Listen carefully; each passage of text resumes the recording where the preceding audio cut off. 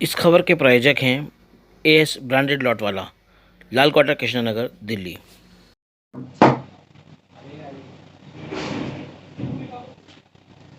ठीक है, चेयर को हल्का सा आगे कर लो, चेयर को हल्का सा आगे करो, बस बस बस।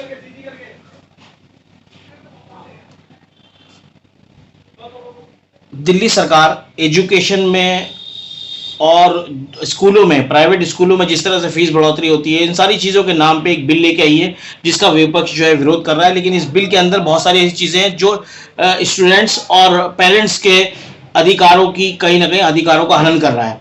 उन सारी चीज़ों पे, इन सारे मुद्दों पर बात करने के लिए अभी हमारे साथ मौजूद है मिशन एजुकेशन से जुड़े और उसके राष्ट्रीय अध्यक्ष शफी देलवी। शफी साहब, इस बिल को आप किस तरह से देख रहे हैं? आज जो भी विधानसभा में से लेकर हंगामा मचा, उससे पहले भी कल पेरेंट्स ने विरोध प्रदर्शन किया है। देखिए, as a parent, as a citizen, as एक मुतासिर आदमी के तौर पर मैं ये कहना चाहता हूँ कि ये सब तमाशाबाजी है। विपक्ष उधम मचा रहा है। यही विपक्ष कल सरकार में था, सत्ता में बैठा हुआ, तब कौन सी बात हो गई थी, और आज जो हो रहा है इसमें कौन सी ये क्या बात है? ये सब चीज़ों को लोग उस तरह नहीं देख पाएंगे। क्यों? इसलिए कि जो आपके नेता बैठे हुए हैं, इस राजनेता जो बैठे हुए हैं, ये सब राजनेताओं की मिली भगत है एजुकेशन माफियाओं से, प्राइवेट स्कूल के माफियाओं से। ये सब इनके हाथों में खेलने वाले खिलौने हैं, इनका सबका जुगाड़ है। ये सब इस चीज़ में बंधे हुए हैं। मैंने पहले भी ये बात कही थी। आपको बता दूं एक बात, ये बिल जो दिल्ली सरकार लाई है, कोई कुछ भी कहता रहे, सच्चाई ये है कि ये बिल भारत के राइट टू एजुकेशन 2009 के खिलाफ है। जो भारत का कानून है राइट टू एजुकेशन, शिक्षा का अधिकार अधिनियम 2009, ये उसकी खुली मुखालफत है। ये बिल कौन बैठा हुआ देख रहा है? ये कौन चैलेंज कर रहा है इसको? ये एमएलए, इनको पता तो है नहीं कानून क्या होता है। इससे पहले जब दिल्ली में आम आदमी पार्टी सरकार थी, मैंने चैलेंज किया था। सोमनाथ भारती वहां के एमएलए थे, जामिया हमजा यूनिवर्सिटी में आए हुए थे प्रोग्राम के अंदर, अब दिल्ली में मुख्यमंत्री के रिप्रेजेंटेटिव बनकर आए थे। तो मैंने उनसे पूछा था राइट टू एजुकेशन के ताल्लुक से कि राइट टू एजुकेशन कब दिल्ली में लागू होगा, भारत सरकार का कानून है, इस पर अमल क्यों नहीं होता है? तो उन्होंने कहा मुझे नहीं पता, मुझे नहीं पता, मैं बाद में देख के बताऊंगा, जब मैं उसको जब बताऊंगा। ये तो हमारे नेताओं का हाल है, ये हमारे मंत्रियों का हाल है। जाके पूछना किसी मंत्री से, कभी उन्होंने राइट टू एजुकेशन उठा के पढ़ा है? हमने उसको इजरा कराया, दिल्ली की चीफ मिनिस्टर शीला दीक्षित के हाथ में मैंने उसको विमोचन कराया, उनके हाथ में दिया उसको कि देखिए ये क्या है, ये 2009। और जब वो लागू हुआ था, कभी सिंपल भारत के मंत्री थे, एचआरडी मिनिस्टर, एजुकेशन मिनिस्टर, उनसे मैंने कहा था ये चैलेंज है, इसको आप या तो इस तरह लागू कीजिए। तो उन्होंने कहा था इसमें कोई कमी तो मुझे बताइएगा। ये बात वहां हुई थी, सामने हुई थी ये बात। मैं किस तरह बताऊं इसको, किस तरह से हनन हो रहा है, किसका हनन कर रहे हैं, ये सब जनता को बेवकूफ बनाने की बातें हैं। देखिए, राइट टू एजुकेशन भारत सरकार का कानून है। इस कानून में एक धारा है, एक वर्जन है कि 13 साल तक का कोई भी बच्चा अगर एजुकेशन नहीं कर पाया है, स्कूल नहीं जा पाया है, तो उसके ऊपर, उस बच्चे के ऊपर उसको एजुकेशन में भेजना सरकार की जिम्मेदारी है। सरकार उसको वहां भेजेगी, स्कूल में दाखिल कराएगी, और उस रेंज में 13 साल तक का बच्चा अगर जिस क्लास की रेंज में आता है, 5 साल से लेकर 13 साल तक का बच्चा, उस क्लास में सरकार दाखिल करेगी और सरकार उसके पढ़ने का इंतजाम करेगी। नहीं होगा स्कूल का इंतजाम करके देगी। नंबर 2, कोई भी बच्चा, कोई भी स्टूडेंट फीस ना होने की वजह से, माँ बाप के पढ़ा लिखा ना होने की वजह से, स्कूल दूर होने, घर से दूर होने की वजह से उसको शिक्षा से, स्कूल दाखिले से महरूम नहीं किया जा सकता। उसकी शिक्षा नहीं छीनी जा सकती अगर उस पर देने को फीस के पैसे नहीं है। तो जहां ये तरफ कानून हो देश का, वहां आप फीस की बात कर रहे हैं, फीस को कानूनी धारा बना रहे हैं। फीस को, स्कूलों की मांगे जाने वाली फीस कानून का हिस्सा बनने जा रही है, और एमएलए खामोश बैठे हैं, नेता खामोश बैठे हैं, मंत्री खामोश बैठे हैं। किसकी बात कर रहे हैं आप?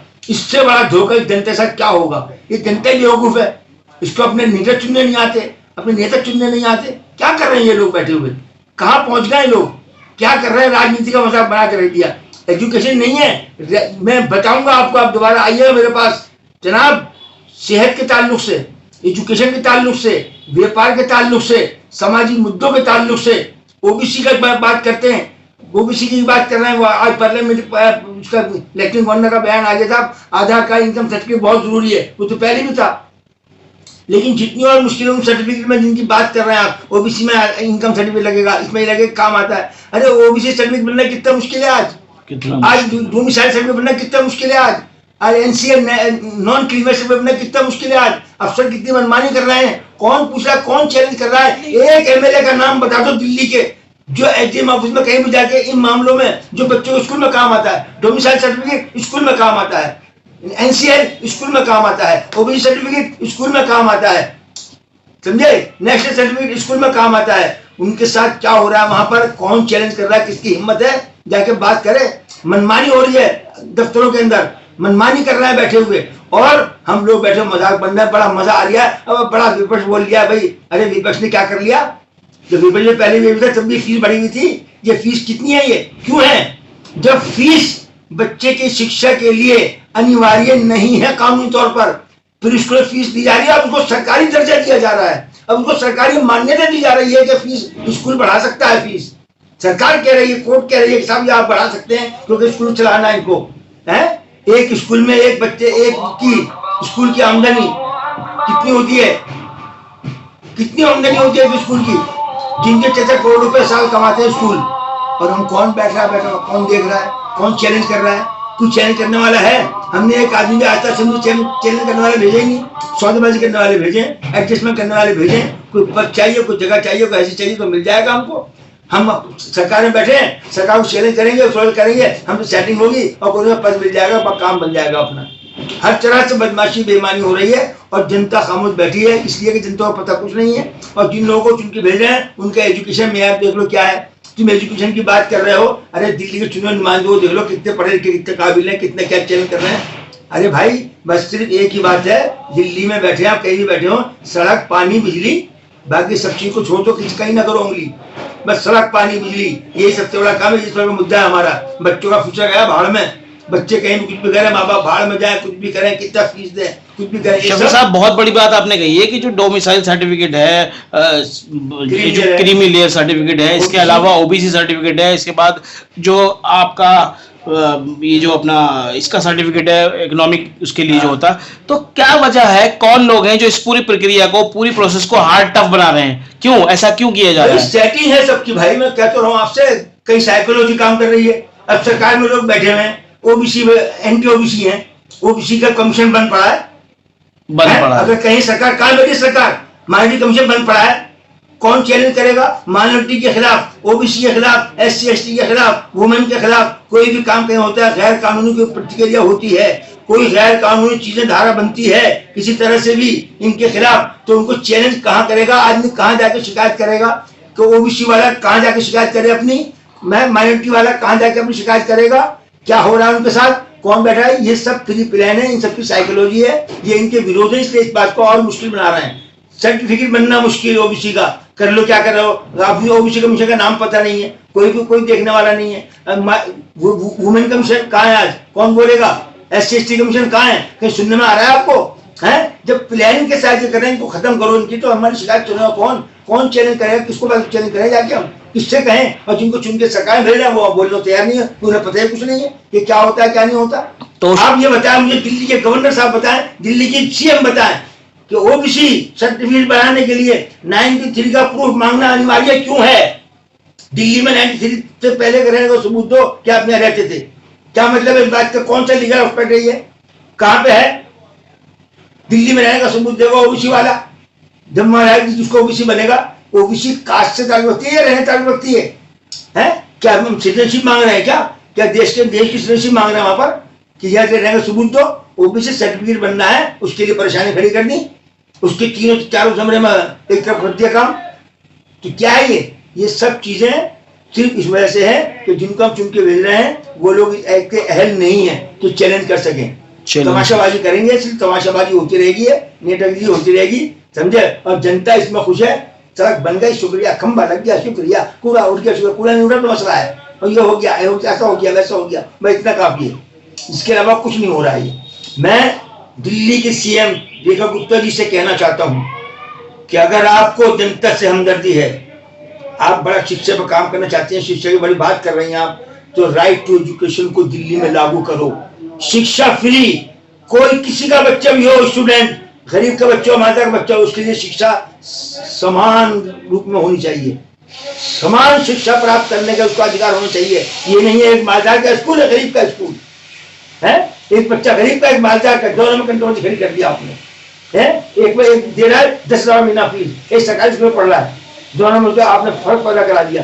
क्यों? शिक्षा समान क्यों नहीं है? एक स्तर पर शिक्षा क्यों नहीं है? सरकार कोई इंतजाम नहीं करती। जब सरकारी स्कूल चला रही है, प्राइवेट स्कूल क्यों चलवा रही है? 10 स्कूल 20 स्कूल और खोलो, बहुत सरकारी स्कूल खोलो, प्राइवेट स्कूल बंद करो।